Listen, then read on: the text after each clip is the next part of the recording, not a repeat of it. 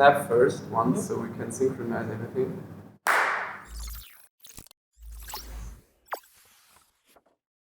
Perfect. Hello, both of you. Thank you for letting us having an interview with you. We are very excited that we are able to do that with you both. At first, I would like you to describe yourself. Who are you? What are you doing? And why are you that vested in the topic of disability and inclusion? My name is Sabah Al-Bahlani, and I have worked for Ministry of Health for almost 27 years as a health educator. And with my job, I saw a lot of children with disability and adults. So I got interested in working with disability. So I started volunteering, and I have been doing that since 87 until today. I'm Safiya Al-Bahlani, Sabah's daughter. I'm an artist and a creative designer. Actually, art has been my tool through my disability. Because I don't just have physical disability, I also have learning disabilities. And I've used art to kind of vocalize the challenges that I go through, but also help tell the story. Plus, she also does public speaking, encouraging other people to understand that people with disability are capable and able to do a lot of things. And because sometimes even people who don't have disability have issues, and how you deal with it is very important. And that's what we both try to encourage the community to understand. It's people look at people's ability and not their disabilities. Yes, very important. So, you have worked in Oman for inclusion and disabilities for a very long time. Mm-hmm. What do you think is the most challenging part of it right now? I think when I started working in 87 with disability, it was something that you never saw at all in the community. Many people with disability are now seen, are included in the society. They have schools, they have centers, they can go out. Accessibility has become much better than before. Parents can take their kids to different places. So I think it's improving a lot and has improved since then. And I think still we have a long way to go. But it requires the society themselves accepting if they have disability or their children have disability, that they should be including themselves in the society. Sometimes the people with disability exclude themselves, or the parents will exclude their children. It is not the society. So I always encourage my families to really go out and bring their children, let them people see. It will take a few times where people will be surprised. We are human beings and we always are surprised by everything, which is okay, but not to hide the children and not to exclude them. You talked about society right now. What would you both say, or maybe you, how does the Oman society perceive the topic of disability right now? I believe right now there is much more inclusion, like especially with the youth. They always try, there is more committees, there's more activities, and they always are interested to figure out solutions. How can, people with disability be more involved? How can places be much more accessible?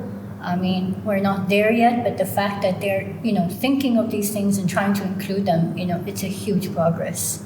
How do you feel, or what is the part that makes you feel included as an adult, and how was it in your childhood? Like, did you feel included in the society? As a kid, I felt like a short example or story I could provide is when we would go to the grocery store, or if we would go to a mall or wherever public, I used to feel very humiliated because I would get people giving me money and feeling sorry for me, like I'm a beggar or something. Whereas now, I'd walk in, yes, sometimes they don't know how to deal with me. And, I always have to remind myself, like, it's not their fault. It's okay for me to take the first step So I feel right now, I think it has to do, you have to be comfortable. You have to get to a point where you're comfortable in your own shoes to say, I need help, or, whatever it is. I think when I was younger, I was much more shy to do so as well. Yeah. And just to add that to Safiya, when she was young, she's the only child who's physically challenged, and you can see her challenge. I mean, we have lots of people in wheelchair, but she is visually, physically challenged. She has no hand. She had, one leg that was missing, and you could see the difference. And that has created a little bit of confusion in the community. And people assume that I was mean to her by bringing her out and exposing her to all of these things. So as she said, when we go to supermarket, people felt sorry for her. And I included her. She was supposed to help me to, pack the vegetables, go and wait and come back. The people in the supermarket were angry at me, not at her. They assumed that I was a bad mother. And why was I pushing her to do things she can't? She has no hand. Why can't you do the job? They used to tell me that.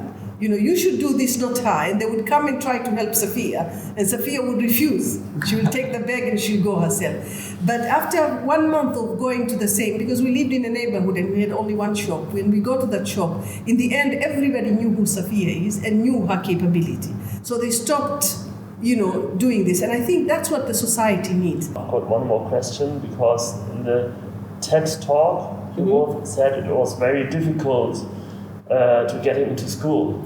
Yes. Is it now the same, or is it now much easier to get into school with a physical disability? Or it's much more easier now. Yeah. When we started with Safiya, it was not. But now the Ministry of Education has created inclusion school, and in the schools they have, not just in Muscat, all over Oman.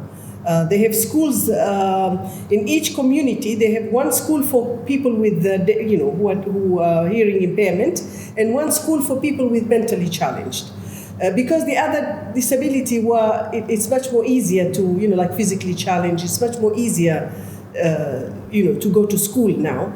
But for hearing impairment, they need special classes, and need specialists, and they're all over Oman. We have almost like 200 schools, or 221 schools. I'm not really sure about the numbers. It is there, and it's getting better, but it doesn't mean that it's complete. We still need to work. Yeah. One of the major challenges is not having human resource. It's not having the school. Oman is wonderful with the building schools for children. We have schools even in remote areas. Working with people with disability, you need specialists. And these are not available in Oman. We have to get people from outside Oman.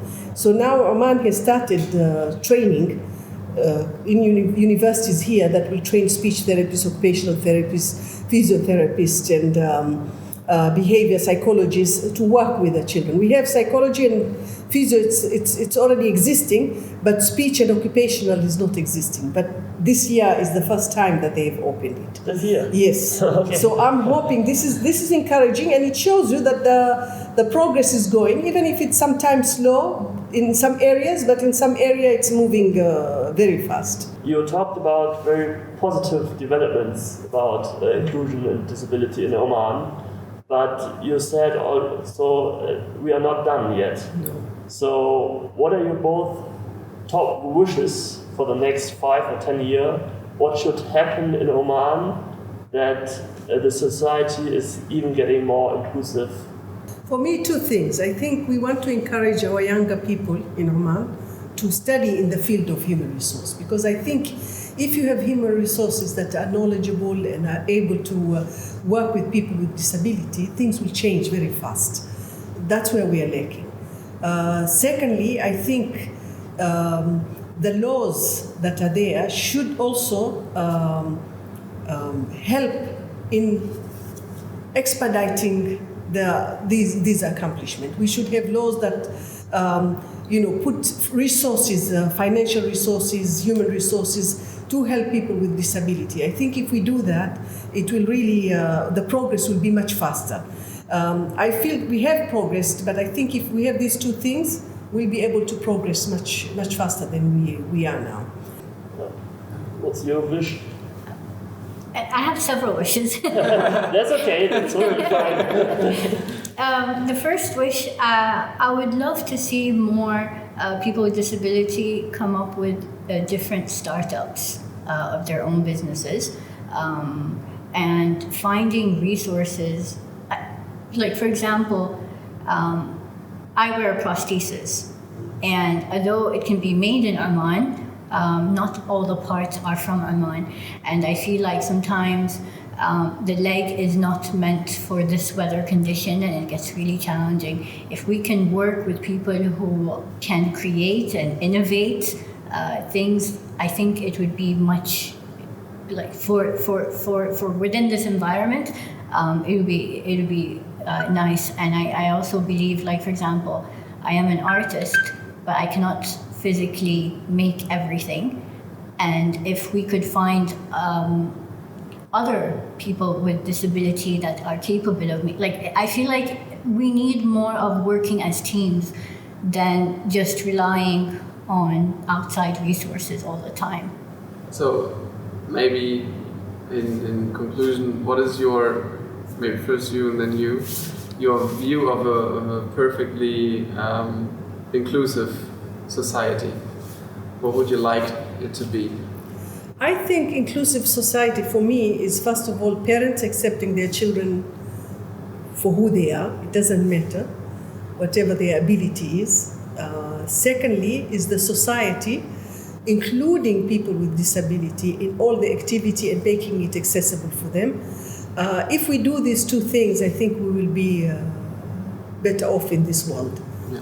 So I think that's my two takes, because I really want to work on those things. I cannot work on everything, but I think if we do those two things, we'll be able to encourage the society to change their attitude towards people with disability. Yeah. In your view? For me is, I think it's more directed to people with disability to find the confidence and belief in them and within themselves. It's very easy to give up, and I believe people with disability have more of an advantage because you deal with things on a daily basis of different challenges, and that's actually a shield for yourself or an immunity. And if you're capable of working on a day-to-day basis with your own challenges, I think for perfect is for you to come out and just do what you like to do. Thank you very much. Thank you very much for all the answers. And yeah, as we try to do, we hope that you can provide more work for the means of inclusion as a whole in the world. Yeah, thank you very much. Yes, yeah. thank you.